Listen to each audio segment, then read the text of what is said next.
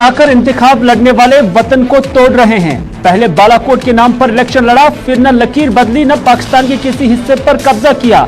आज यूपी में इंतखाबात जीतने के लिए जम्मू कश्मीर से नफरतें पैदा की जा रही हैं। लीडरों को खरीद कर जम्मू कश्मीर में हुकूमत बनाने के ख्याल से भी बाज आ जाओ। जम्मू में नेशनल कॉन्फ्रेंस के सदर डॉक्टर फारूक अब्दुल्ला का बयान।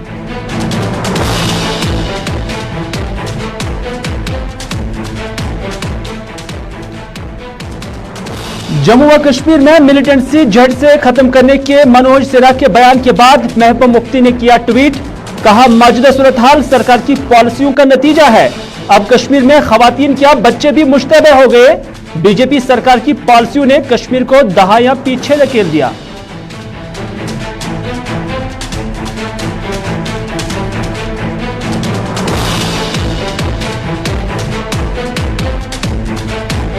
और मिलिटेंसी जड़ से खत्म करने के गवर्नर के बयान पर मुख्तलिफ सियासी तंजीमों ने भी दिया रद्द-ए-अमल। गुलाम हसन मीर ने मिलिटेंसी खत्म करने के तौर तरीकों की वजाहत तक किया मुतालिबा। हकीम यासिन ने मिलिटेंसी की वजूहात पर गौर करने की बताई जरूरत। वकील ने कहा, मामला धमकियों से नहीं प्यार मोहब्बत से हो जाएंगे हल। सकीना ने सरकार की पॉलिसियों को ठहराया बढ़ती मिलिटेंसी के लिए जिम्मेदार।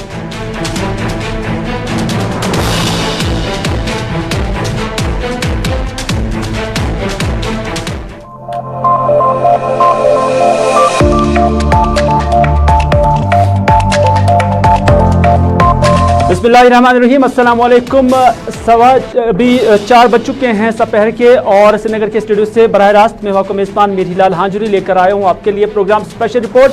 और स्पेशल रिपोर्ट में बहुत खबरें आया चाहती हैं क्योंकि लेफ्टिनेंट गवर्नर जम्मू कश्मीर की जानब से जो बयान आज दिया गया है मिलिटेंसी को लेकर, उस पर मुख्तलिफ सियासी तंजीमों के जो लीडरान हैं उनका रद्द-ए-अमल भी आप तक पहुँचाएंगे। और साथ ही साथ महबूबा मुफ्ती ने आज जम्मू कश्मीर की सरकार को लेकर क्या कुछ कहा, मौजूदा सूरत हाल को लेकर क्या कुछ कहा, उसका भी जिक्र करेंगे। लेकिन सबसे पहले आपको ले चलते हैं जम्मू में आज डॉक्टर फारूक अब्दुल्ला यानी नेशनल कॉन्फ्रेंस के सदर की जानब से एक कन्वेंशन मुनक्कद हुआ और उसके बाद ये कन्वेंशन के दौरान ही एक प्रेस कॉन्फ्रेंस भी दी गई है। और इस दौरान डॉक्टर फारूक अब्दुल्ला आज काफी तेज दिखे, इस वजह से कि जो उनके बयानात थे वो काफी सख्त लग रहे थे।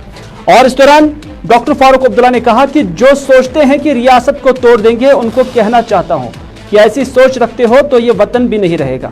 यहाँ हिंदुस्तान में हर किसी रियासत के लोगों का अलग अलग कल्चर, पहनावा, खान पान, जुबान अलहदा है, लेकिन एक सोच ने इन रियासतों को हिंदुस्तान बना दिया है। लोगों को आज फिरका परस्तों का मुकाबला करना होगा और फिरका परस्ती का भी मुकाबला करना होगा। डॉक्टर फारूक अब्दुल्ला ने कहा कि नफरत के नाम पर आज इलेक्शन जीते जाते हैं, हर इलेक्शन में नफरतें बढ़ा दी जाती हैं। पिछले इलेक्शन में बालाकोट के नाम पर इलेक्शन लड़ा गया, लेकिन क्या फिर पाकिस्तान के किसी हिस्से पर कब्जा हुआ? नहीं। एलओसी को तब्दील किया गया? नहीं, बल्कि उल्टा अपना ही जहाज गिरा दिया। आज उत्तर प्रदेश को जीतने के लिए जम्मू से नफरतें फैलाई जा रही हैं। ये डॉक्टर फारूक अब्दुल्ला का बयान आज जम्मू में जो पार्टी कन्वेंशन था उसके बाद जब उन्होंने मीडिया के साथ बात की तो उस दौरान कही, बालाकोट बालाकोट बालाकोट, क्या लाइन बदल गई? क्या हमने कोई हिस्सा हिंदू पाकिस्तान से वापस लिया? वो लाइन तो वहीं पर खड़ी है, अपना ही जहाज वहां गिराया तो क्या मिला? हाँ, बीजेपी की हुकूमत है, आज भी यही कर रहा है। आज भी यूपी को जीतने के लिए ये लोग नफरत फैला रहे हैं और आपके जम्मू में कर रहे हैं, जो ये कहते हैं जम्मू जम्मू जम्मू जम्मू जम्मू। मेहरबानी कर नारे मत। मुझे ये बताएं, जम्मू कश्मीर का गेट है, दरवाजा है, और कश्मीर लद्दाख का दरवाजा है। और ये जो सोचते हैं कि हम इस रियासत को तोड़ देंगे, तो उनको मैं कहना चाहता हूं, खबरदार, वो सोच न रखना जिससे वतन बचेगा नहीं। इस वतन को बनाया है तो उन लोगों ने बनाया जिन्होंने कभी जवाहरलाल को लाल किले पे 15 अगस्त पे झंडा उड़ाते हुए नहीं देखा। इसमें वो हिंदू भी थे, मुसलमान भी थे, सिख भी थे, ईसाई भी थे, वो भी थे जिनका कोई धर्म नहीं था, मगर भारत के लिए, उस हिंदुस्तान के लिए लड़े जिसमें हम सब रह सकते हैं।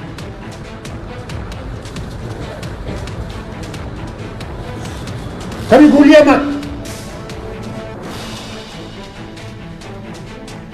डॉक्टर फारूक अब्दुल्ला का जारहाना बयान आप सुन रहे हैं, क्योंकि डॉक्टर फारूक अब्दुल्ला आज जम्मू के अंदर मौजूद थे और पिछले कुछ दिनों से या काफी वक्त से आप देख रहे हैं कि जम्मू कश्मीर के अंदर जो दल बदली का सिलसिला जारी है, उस पर मुख्तलिफ सियासी जमातों का, जिसमें नेशनल कॉन्फ्रेंस और पीडीपी भी शामिल है, ये इल्जाम लगा रही है कि ये सब कुछ दोस्त दबाव पर किया जा रहा है और यही वजह है कि अब ये लीडरान दूसरी पार्टियों में शामिल हो रहे हैं। और बाद ये इल्जाम भी लगा रहे हैं कि इन्हें खरीदो फरोख्त के जरिए यहां दूसरी पार्टियों में डाला जाता है।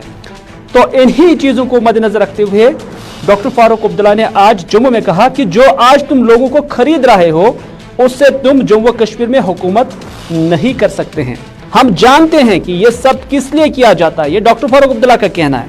और हम ये भी जानते हैं कि वो लोग जिन्हें आप खरीद रहे हैं या जिन्हें खरीदा जा रहा है, उनके दिल भी आपके साथ नहीं है। तुम्हें हुकूमत करनी है क्या नफरत पे करनी है? और ये जो तुम लोगों को खरीद रहे हो, क्या समझते हो उससे तुम हुकूमत कर रहे हो? हमारे लोग बहुत जानते हैं, पहचानते हैं कि किस लिए तुम ये कर रहे हो, और ये भी जानते हैं कि उनके दिल तुम्हारे साथ नहीं है, वो सिर्फ अपना मतलब निकाल रहे हैं। कब सीखोगे? याद है कहते थे तो कांग्रेस की हुकूमत थी, मैं भी मंत्री था, कहते थे पेट्रोल के दाम चढ़ गए, लोग कहते थे हम चढ़ गए जनाब। कहते गैस का सिलेंडर का कीमत चढ़ गया, कहते हैं जनाब चढ़ गया। जो दाल आप खाते थे क्या उसकी कीमत बढ़ गई, क्या आप नहीं खा सकते? आप आज मैं इसी वजीर आजम से पूछता हूँ, जो आपने हमसे वादे किए थे वो कहाँ है? आज गैस सिलेंडर कहाँ पहुंच गया? मेरी माँ और बहन जो है आज फिर से गोबर और चूल्हा जला रही है अपना खाना पकाने के लिए, और उसके पास ऐसा नहीं है दाल खरीद सके। इतनी दाल की कीमत आसमान पे पहुंच गई। और आपके जो पेट्रोल और गैस, उसको देखो, आपकी टिकट जो है, अगर आप यहां से जम्मू के शहर से आरएसपुरा जाना चाहते हो, उसकी टिकट कितनी बढ़ गई है। अगर आप पठानकोट जाना चाहते हो, उसकी कीमत कितनी बढ़ गई है। बाजा बहन, तो ये देखिए आप कि कहां पहुंच गए हम। जो वादा करते थे कि हम इसको जन्नत बनाएंगे। महंगाई को लेकर डॉक्टर फारूक अब्दुल्ला का बयान आप अभी सुन रहे थे, और इसमें उन्होंने हद तनकीद का निशाना बनाया उन्होंने सरकार को, खासतौर पर मरकजी सरकार को और वजीर आजम को, कि वो जो कहते थे महंगाई को लेकर कांग्रेस दौर में, आज वही कुछ जम्मू कश्मीर के साथ साथ पूरे मुल्क के अंदर हो रहा है। अगली खबर में बात करते हैं जम्मू कश्मीर के लेफ्टिनेंट गवर्नर मनोज सिन्हा के उस बयान की जो उन्होंने मिलिटेंसी के हवाले दिया है। दरअसल मनोज सिन्हा ने कहा कि जो हालिया हलाकतें हुई हैं उसके पस मंजर में ही उन्होंने ये बयान दिया, और मनोज सिन्हा ने कहा कि तब तक हम चैन से नहीं बैठेंगे जब तक न जम्मू कश्मीर के अंदर मिलिटेंसी का खात्मा करेंगे, नंबर एक।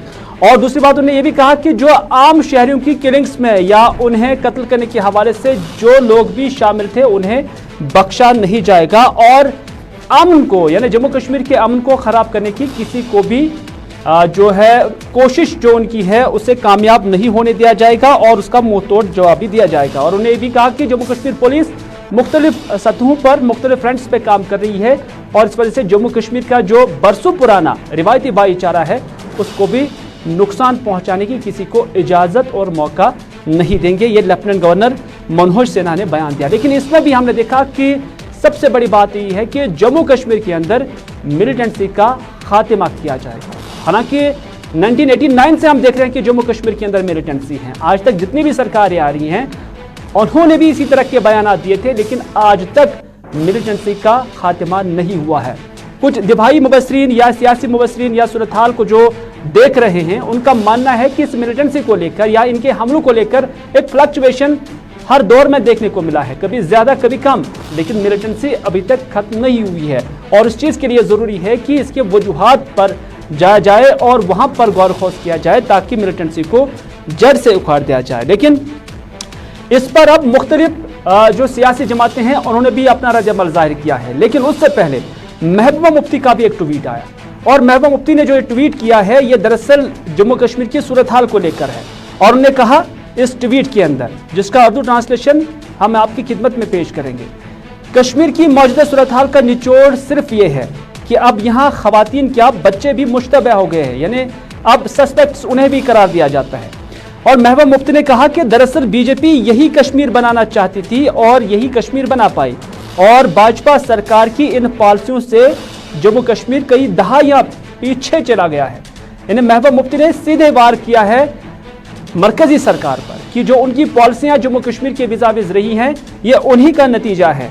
और ये जो ट्वीट महबूबा मुफ्ती ने किया था, दरअसल उन्होंने एक तस्वीर के साथ इसे ट्वीट किया था और उस तस्वीर में श्रीनगर के किसी इलाके में खवातीन पुलिस एक बच्चे की तलाशी ले रहे थे और उसके तनाजुर में उन्होंने कहा कि अब जम्मू कश्मीर की हालत ऐसी बन चुकी है कि अब हम यानी कश्मीर के लोग कई दहाइयां पहले, कई डेकेड्स पीछे चले गए हैं। तो इस तरह से उन्होंने अपना यहां पर बयान दिया हुआ है। लेकिन महबूबा मुफ्ती के साथ साथ दीगर कुछ पॉलिटिकल पार्टीज की जानब से भी इस पर रद्द-ए-अमल आना शुरू हो गया है, क्योंकि लेफ्टिनेंट गवर्नर मनोज सिन्हा ने एक बड़ा बयान दिया है कि जम्मू कश्मीर के अंदर मिलिटेंसी को जड़ से खत्म करने की कोशिश करेंगे, नहीं बल्कि जड़ से खत्म करेंगे। लेकिन क्या मौजूदा पॉलिसियों से ही इनका जो है जड़ जो है वो उखाड़ा जा सकता है, ये देखने वाली बात होगी। हकीम मोहम्मद यासिन की जानब से इस हवाले से रिएक्शन आया और हकीम यासिन का मानना है कि कोई भी मसला तशद्दुद या जंग से हल नहीं होगा, बल्कि मसाइल का हल बातचीत में मुज़म्मिर है। अमन लाने के लिए रास्ते तलाश करने की जरूरत है। तशद्दुद को हर कोई नफरत करता है। मिलिटेंट को मारने के बजाय मिलिटेंट बनने के असबाब और वजूहात पर गौर करने की जरूरत है, क्योंकि दोस्त दबाव और जेल खानी मिलिटेंसी का हल नहीं है। मैंने जो पहले हमको कौन चाहता है यहाँ मिलिटेंसी हो, कौन चाहता है यहाँ मिलिटेंसी बने, कौन चाहता है हमारे नौजवान मरे, कौन चाहता है हमारे नौजवान भटके, कौन कोई सी कौम दुनिया में ऐसी है। और जम्मू कश्मीर के लोगों की जो परंपरा रही है वो बिल्कुल अयान है। उस चीज को रोकने के लिए इकदाम उठाने की जरूरत है। मैंने जो पहले ही कहा, दोस्त दबाव और जेल खाने इसका इलाज नहीं है, बल्कि रास्ते ढूंढने हैं जिससे हमारे ये नौजवान जो दूसरा रास्ता अख्तियार करने पर मजबूर हो रहे हैं उस चीज को रोकने की जरूरत है। और अमन ऑटोमेटिकली बजाय खुद ही यहाँ।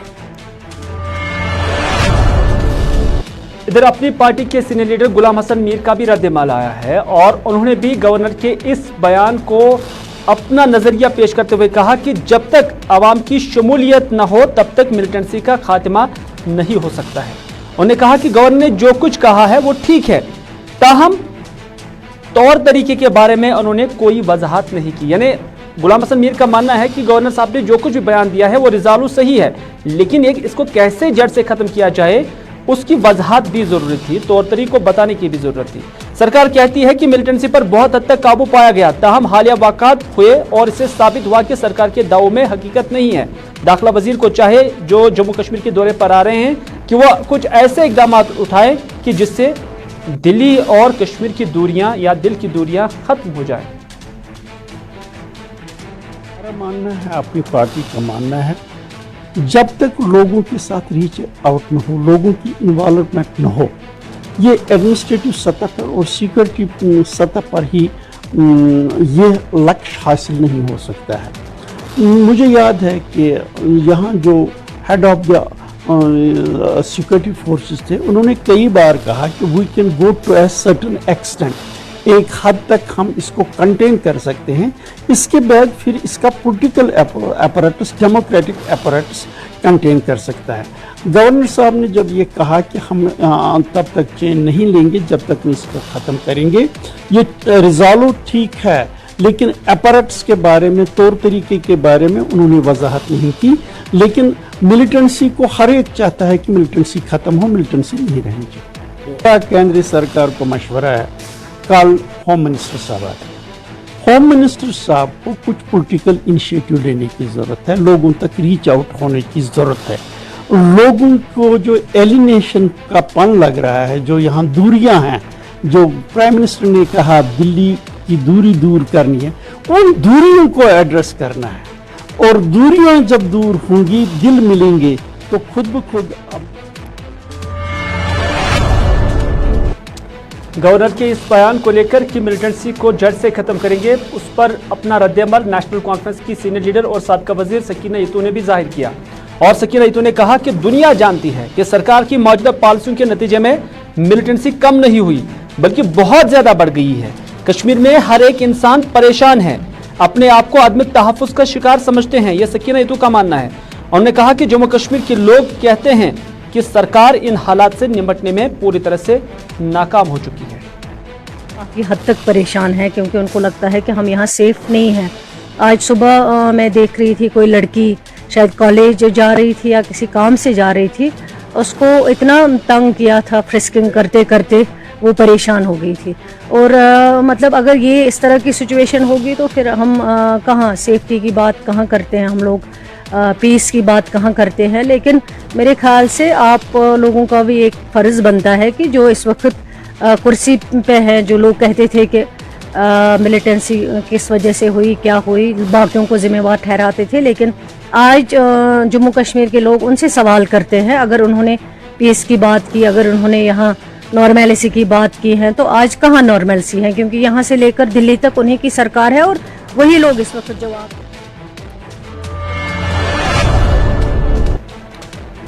इधर पीपल्स कॉन्फ्रेंस के सीनियर लीडर अब्दुल गनी वकील का भी बयान आया और उन्होंने कहा कि यहाँ का माहौल धमकियों से नहीं बल्कि प्यार मोहब्बत से ठीक किया जा सकता है। उन्होंने ये भी कहा कि देखने में आया है कि मरकजी हुकूमत धमकियों पर ज्यादा भरोसा करती है, बल्कि वो अवामी पॉलिसियों से बहुत दूर है। यहाँ धमकियों से ज्यादा एतमाद साजी के इकदाम उठाने की जरूरत है, क्योंकि यहाँ मिलिटेंसी भी बढ़ गई है और हलाकतें भी हो रही हैं और आदमी तहफ़्फ़ुज़ का शिकार भी अब आम लोग हो चुके हैं। इसे जो देखने में आया है शुरू से, गवर्नमेंट ऑफ इंडिया बगैर सोचे समझे जो डिसीजन आते हैं, ऐसा लगता है उनके पीछे सोच नहीं है। मुझे नहीं लगता है, मतलब आप देखिए दरबार मुंह खत्म हुआ, क्या पर्पस है? आर्टिकल 370 का खात्मा हुआ, क्या मकसद है? हालांकि आर्टिकल 370 हमारी पार्टी मानती है ये एक ब्रिज था between the centre and the state, और इस ब्रिज को खत्म करने से, विस्तार करने से जितनी दूरी आज बढ़ गई है, यह आज तक कभी नहीं हुई। और इतना ही नहीं, बल्कि मिलिटेंसी में जो बढ़ावा हुआ है, जो इंक्रीज हुआ है, वो भी बड़े खतरनाक रूप इख्तियार कर रहे हैं। और आप देखते हैं यहाँ कश्मीर के लोग जो हैं, जम्मू कश्मीर के लोग हैं, अमन पसंद है, कोई नहीं चाहता मासूम किलिंग्स हो। कोई मासूम किलिंग्स वन साइडेड नहीं है, बदकिस्मती से इसको कम्युनलाइज किया जाता है। यहाँ मुझे अगर एदाद शुमार देखा जाए तो यहाँ मेजॉरिटी कम्युनिटी के ज्यादा जो है उनकी किलिंग हुई है, माइनॉरिटी और माइनॉरिटी के भी हुए हैं।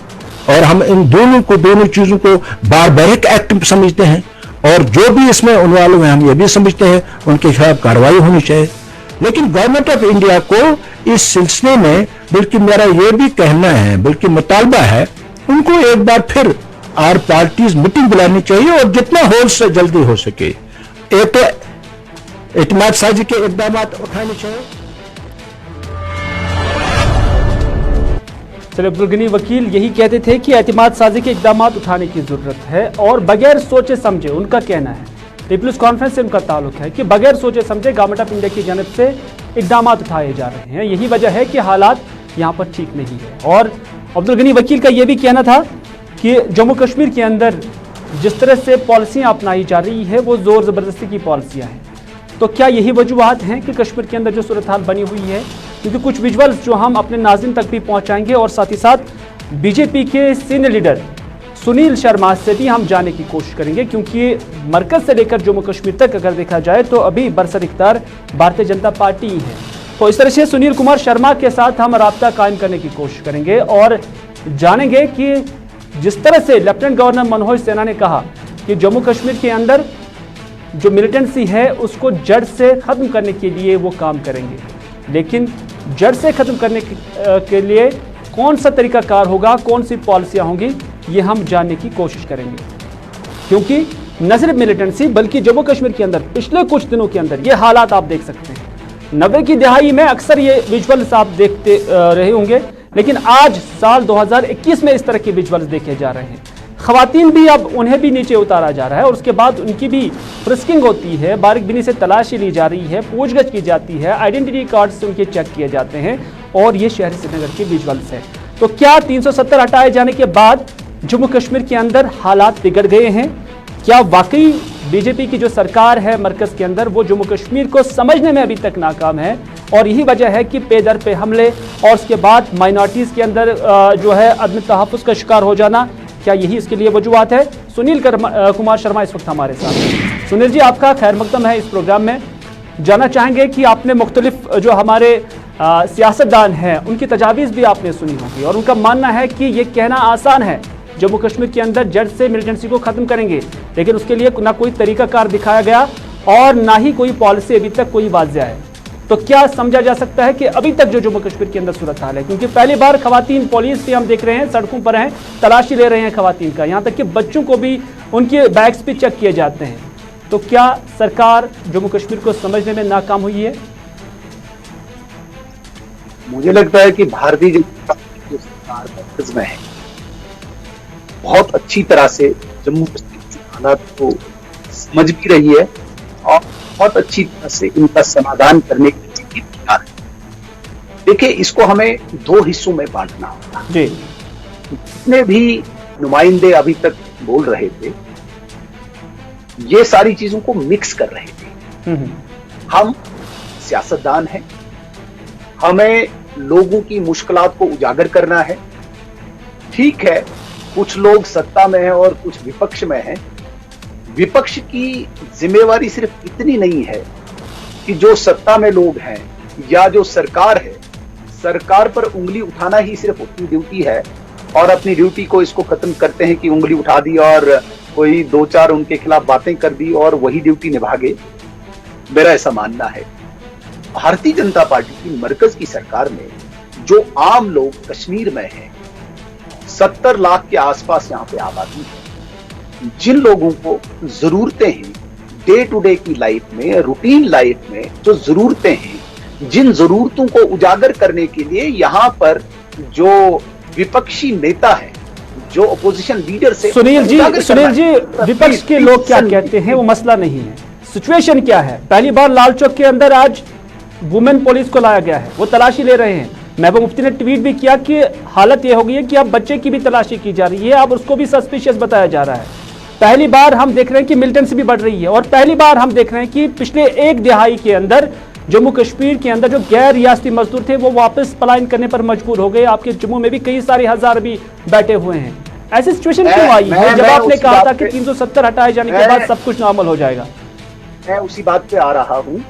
मैं कह रहा हूं कि भारतीय जनता पार्टी की मरकज की सरकार ने और खासकर यहाँ पे एलजी एडमिनिस्ट्रेशन ने उस फ्रंट पे बहुत सारे इकदाम उठाए हैं, चाहे लोकल समस्याओं को लेके, पानी, बिजली, सड़क, अस्पताल, स्कूल।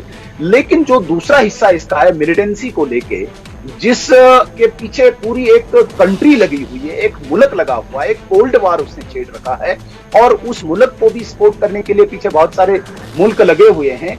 यहाँ पे कुछ जो ऐसे एलिमेंट्स हैं जो उस स्पॉन्सरशिप को अडॉप्ट करके यहाँ पे अराजकता पैदा करना चाहते हैं, यहाँ पे डिस्टरबेंस पैदा करना चाहते हैं, ऐसे लोगों के बयानात उन लोगों को सपोर्ट करते हैं, एनकरेज करते हैं। मुझे लगता है कि being a politician, being a सियासतदान, हमें इन चीजों को थोड़ा अलग करना चाहिए। सुनील जी, ये सारी चीजें बहुत पहले से ही थी, ये बहुत पहले से ही थी, लेकिन अब सरकार के पास नया कुछ क्या फॉर्मूला है जिसके राउत से, जैसे कि लेफ्टिनेंट गवर्नर ने कहा कि अब मिलिटेंसी का खात्मा किया जाएगा, तो उसके लिए फॉर्मूला क्या है, प्लानिंग क्या है, किसको आप एग्जीक्यूट करेंगे उस प्लानिंग को ताकि यहां मिलिटेंसी का खात्मा हो जाएगा? क्योंकि बोलने में तो यह शब्द बहुत आसान है। Being head of the state, lieutenant governor साहब ने आज जो बड़ी कन्विक्शन के साथ इस स्टेटमेंट दी है।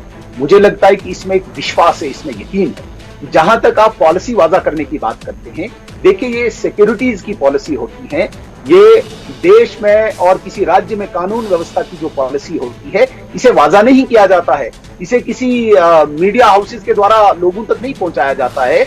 ये देश की आंतरिक सुरक्षा की बात होती है, देश की व्यवस्था की बात होती है।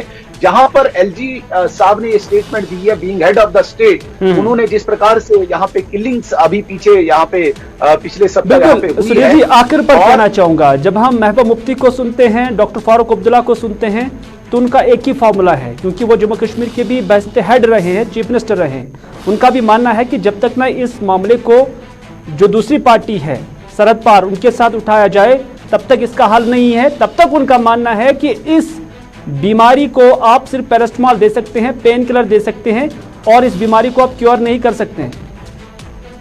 देखिए मैं बताना चाहूंगा, चाहे महबूबा मुफ्ती साहिबा है या फारूक अब्दुल्ला साहब हैं, वो एक्सटर्नल अफेयर्स मिनिस्टर नहीं है। देश को बैरूनी मुल्कों के साथ कैसे चलना है, मुझे नहीं लगता है कि ये उनका मैंडेट है। जम्मू कश्मीर भारत का अटूट अंग है और इस जम्मू कश्मीर पर पूरे भारत के लोगों का पूरा हक है, और उन भारत के पूरे लोगों ने मैंडेट दिया है भारतीय जनता पार्टी की सरकार को, भारतीय जनता पार्टी के प्रधानमंत्री को। उन्हें पता है, और मुझे नहीं लगता है कि उसको वाजा करने की आवश्यकता। उन्हें पता है कि जिस कंट्री के साथ हमारा परोक्ष युद्ध चल रहा है, बिल्कुल बिल्कुल सुनील जी, जैसा कि हम देखते हैं कि जब नेशनल लेवल के डिसीजन होते हैं तो वो मुल्क की सरकार ही लेती है, लेकिन जिस स्टेट में कोई रहता है अगर वो अमन के साथ रहना चाहता है तो क्या उन्हें ये अमन मांगने का हक है, और अगर वो अमन हासिल करने के जराए भी बताता है, तजवीज भी देता है, तो क्या उन्हें इस चीज का हक है? तजवीज सरमाते पे, और आपने देखा होगा जब जब आवश्यकता पड़ती है हमारे आदरणीय प्रधानमंत्री जी ऑल पार्टी मीटिंग भी बुला लेते हैं, तजावीज भी लेते हैं, लेकिन दैट डजंट मीन्स कि मैं जो कहता हूं वही चलना चाहिए। मैं ये कहना चाहूंगा कि जो मेरा एक दायरा है, जो मेरा एक सर्कल है, मुझे उसमें काम करना चाहिए। बार बार महबूबा मुफ्ती साहिबा पाकिस्तान की एडवोकेसी करती है, अफगानिस्तान तालिबान की एडवोकेसी करती है, फारूक अब्दुल्ला साहब क्रॉस बॉर्डर की बात करते हैं, कभी चाइना की बात करते हैं। चलिए सुनील जी, बहुत बहुत शुक्रिया, बहुत बहुत शुक्रिया। मैंने जो असल में सवाल पूछा था उसका जवाब दरअसल नहीं आया है, क्योंकि जम्मू कश्मीर के लोग मुतासर हैं, तो इस वजह से मुख्तलिफ पॉलिटिकल पार्टीज भी इसका सोल्यूशन के लिए तजावीज़ दे रही हैं। हालांकि ऑल पार्टी मीटिंग भी हुई थी, लेकिन उसके बाद भी सूरत हाल नहीं बदली है। दावे बहुत किए गए मरकजी सरकार से लेकर जम्मू कश्मीर लेफ्टिनेंट गवर्नर इंतजामिया तक कि जम्मू कश्मीर के अंदर 370 हटाए जाने के बाद सूरत बदलेगी, लेकिन कोई सूरत नहीं बदली। लेकिन अगर सूरत बदली तो बिल्कुल अबतर ही नजर आ रही है। तो नाज़रीन, ये था आज का स्पेशल रिपोर्ट। इसी के साथ दीजिए अपने मेजबान मीर हिलाल हांजुरी को आज का स्पेशल रिपोर्ट यहीं पर इख्तिताम करने की इजाजत, इस वादे के साथ कि अगर जिंदगी रही तो आपसे फिर होगी मुलाकात। तब तक के लिए खुदा हाफिज, फी अमान अल्लाह।